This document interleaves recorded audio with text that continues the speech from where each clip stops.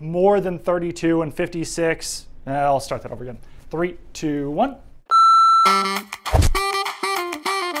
Hello and welcome to this week's mailbag. I am Doug Kyde. If you have a question for me, tweet it to me at Doug Kyde using the hashtag MailDog, and I will try to answer it. First question here comes from Seb, who asks, you're the GM.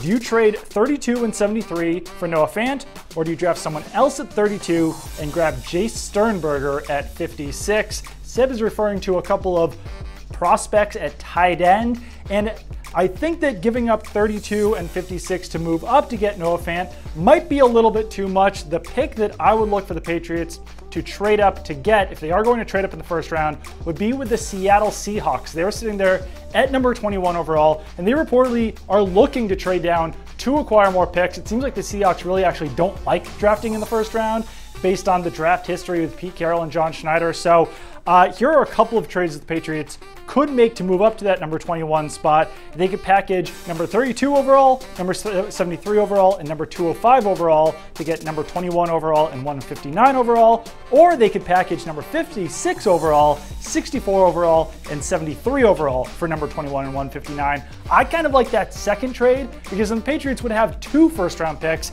number 121 overall, where the Seahawks are picking, and their own 32nd overall pick. And if the right player's not there at number 32, then maybe the Patriots could even trade down again and acquire more picks. But I do like the idea of trading up for Noah Fant if he does start to fall a little bit there in the first round and if he's available at that number 21 spot. Second question here comes from Victor, who asks, first round wide receiver, offensive tackle, or defensive end?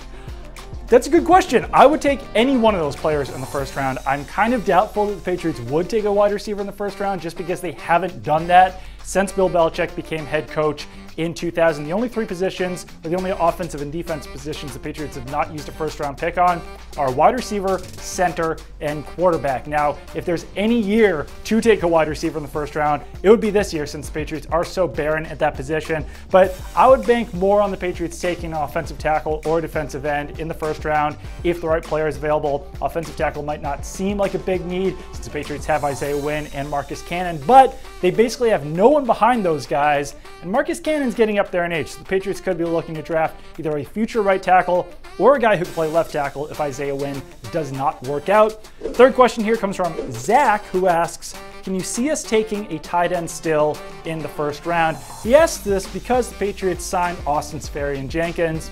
They signed Seferian-Jenkins to a minimum deal, and there's really no guarantee that Seferian-Jenkins makes a team, or even if he does make the team, there's no guarantee that he makes an impact. I like the signing. I think it's a low-risk, high-reward move for the Patriots, but I think they still would be willing to take a tight end in the first round. They've taken tight ends twice in the first round since Bill Belichick became head coach. Ben Watson and Daniel Graham. Obviously, they also took a second-round tight end in 2010 when they grabbed Rob Gronkowski. So I think they are still looking for the future at that position. The 2 guys who could go in the first round at tight end are Noah Fant, who I mentioned earlier, and TJ Hawkinson, I should say. Both those guys came out of Iowa. Hawkinson might be too high for the Patriots to trade up if he goes in the top 10 or top 15. But like I said before, Fant, if he's around number 21 overall, Patriots could trade up to grab him, and I would not mind that move for the Patriots.